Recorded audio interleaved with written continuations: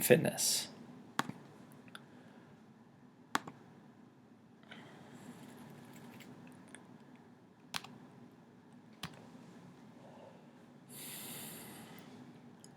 When we talk about being fit, physically fit, or having fitness, we're talking about an individual who is fit, has plenty of energy for not just work, or in your case, school, but recreation as well.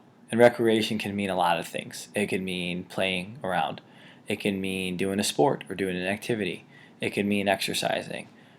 Basically, what this means is you have enough time to get all of your work done throughout the day, and when you're done with your work, you still have enough time and energy to be able to actually do something physically beneficial to your health. So, for a person to be fit, they need a lot of things working together. We always talk about everything inside the body and inside the mind and spirit working together. Well, for a person to be fit, you also need the muscles, heart, lungs, and blood vessels to all be working together to meet all of the body's needs. We'll get a little more into this later on in the PowerPoint. So, what makes muscles work? Well, what you are breathing in right now is oxygen, and when you eat or drink, you are consuming energy. Basically, we'll just keep that as simple as food for right now. Even eating and drinking is considered eating food. So when you eat food and you also take in or breathe in oxygen, that will convert inside the body to CO2, which is also known as carbon dioxide, H2O, which is also known as water, and it'll also turn into energy. So you know that CO2 will be released from the body, but the H2O and the energy will stay in the body, giving your body what it needs to perform at its highest rate every single day. This is called aerobic cellular respiration.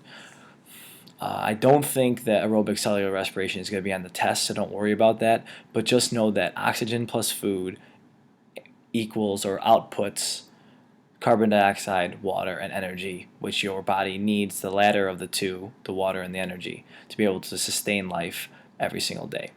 When we talk about food, we'll get more into this in our nutrition unit, but we will include carbohydrates, which provides energy for the brain and the muscles, fats, which provide energy, which also provide energy for the muscles, and proteins, which is made into body parts and chemicals inside the body. It also is used to repair broken tissues or broken down muscles. So when you work out, the proteins will help build back up those tissues and muscles that you broke down.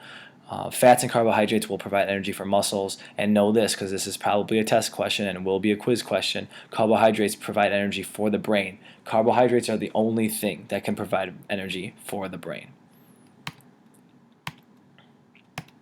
We'll talk about a couple different stages of exercise. The first stage of exercise is aerobic fitness or aerobic exercise. I always remember aerobic by using the word air. Not spelled AIR, but AER. Uses oxygen, uses O2, uses air. This is the fat burning part of exercise. This uses the larger part of the muscles in your body, and this is excellent for increasing your cardiovascular fitness. As you can see with our young man on the bike, he is biking for his aerobic exercise, so he is improving his cardiovascular fitness. And other examples are jogging, hiking, and sustained longer runs. Then we move to the other part of exercise, which is called anaerobic. Anaerobic without oxygen. So this is when you're working out and oxygen is not available to your body. You are working above the target heart range or above your target heart range zone. So we'll talk about target heart rate, and you'll be able to find your target heart rate later on in class, or if you did not do that in class, you will do that on your own eventually, hopefully. So you know where you should be working out and where your heart rate should be when you are working out or exercising or playing. What this does is this burns glucose, also known as sugar, and it also helps burn protein. Okay, so anaerobic exercise is short, high-intensity exercises like sprinting, weightlifting, and since I am the tennis coach, tennis serving as well. So there's a nice little picture of Roger Federer type player serving a tennis ball, and also in the top right corner, weightlifting as well is an example of anaerobic exercise. Also, or to put it bluntly, when you begin exercising, when you begin deciding that you want to become fit, you're going to want to have to understand what your goals are and what you need to do and start an exercise program. So whenever you start an exercise program, you always should remember 4 things, and it's broken down into the FIT word, FITT: frequency, intensity, time, and type. So when we're talking about frequency, we're talking about how often, how many times per week, how many times per week are you going to be working out. Then we talk about intensity. Okay, how hard are you going to go? Some people might start off a little bit easier, and then they will progressively get harder as it goes along, which is standard and which is recommended for people who are ever starting off in a weightlifting program or any type of exercise program. Then time. Time is how long you're going to be exercising for. It does say that the recommendations are for you to elevate your heart rate for a specific period of time. You should be working in your target heart rate zone whenever you are exercising. And then the type. The type is the easiest one to remember because hopefully it's the one that you love doing and you're doing it on a daily basis or as close to on a daily basis as you can. If you find an exercise you like, you're going to stick with your exercise program. That's very, very important. Speaking of exercise programs, when we're talking about this, if I exercise 3 times a week, or if you exercise 3 times a week for 20 minutes over a long period of time, you are going to reduce your risk of getting heart disease. It's a known fact that people who exercise 3 times a week for 20 minutes or longer for that period of time will greatly reduce their risk of heart disease.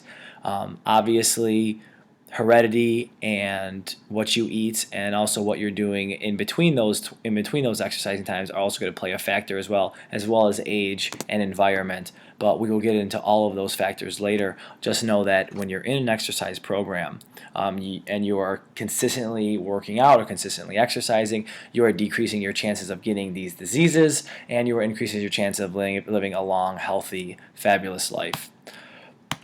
So here's just a breakdown of your standard workout, what you should be doing before, during, and after. You should always warm up. Always warm up. You can warm up by stretching. There's different types of stretches: static stretches, dynamic stretches. Static stretches are more of your traditional stretches. Dynamic stretches kind of work up a sweat and get you going.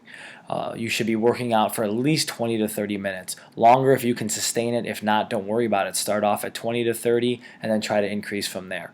It can include aerobic exercise in your target heart range, and you should also be working out for strength and for endurance. Now, some people just want to work out for strength, and some people just want to work out for endurance. You should be working out for both. You should be exercising for both strength and endurance.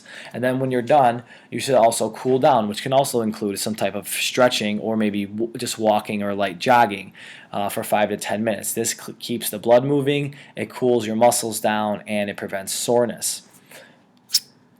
So there you have it. It can be a minimum of 30 minutes. It can be a maximum of 50 minutes or longer. Whatever you can sustain. Hopefully you can sustain a workout for 50 minutes or longer. If not, don't worry about it. Start off with your 20 to 30 minute exercise with that 5 minute and warm up and cool down at the beginning and the end, and start trying to build up from there. The good thing about exercise is that it can actually increase the number of blood vessels or capillaries in your body, which means that you'll be able to get food and oxygen delivered to your body at a much more efficient rate. What that means is, well, you burn through food faster. Your oxygen delivers all the blood with this oxygen to your body, so your body is better off. Everything happens better. Everything works more efficiently when you are exercising, even before you're exercising and after you're exercising. Even when you're sitting down and you exercise a lot, your body is working much more efficiently. It's actually pretty cool. You know that old saying, muscle weighs more than fat? Well, it's not true. Muscle weighs just as much as fat. But the thing is that fat is much larger and takes up more space in your body than muscle does. So if you have a program that's built for strength training, maybe you're lifting weights and endurance, you can build muscle and trim fat. But be aware that you might not lose a lot of weight because you might be gaining muscle and they weigh the same. Okay, fat does take up more volume and space than muscle, but they do weigh the same. So you could be getting or looking thinner or looking smaller, but you could be gaining more muscle and building more muscle. So if you are trying to lose weight, you should stick more to an endurance or an aerobic exercise or exercise program. If you are trying to gain muscle, you should use more of a weight training program.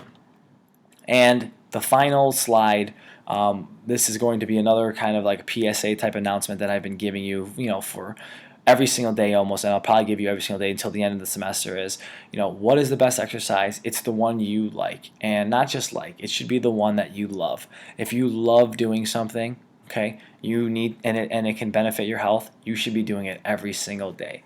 And you should be enjoying yourself and having a good time when you're doing it. Now, is it always work out like that? No. Sometimes people work out and exercise and they do things that they absolutely hate, but they get in a routine and they know it's going to help them stay fit and stay healthy. But if you can find something that you love to do and you want to do it on a daily basis and it also increases your health, then do it, and do it as many days as possible, as often as possible. Hopefully maybe one day you can even do it for a career. Thank you very much, and until next time, this is Mr. Naughton signing off.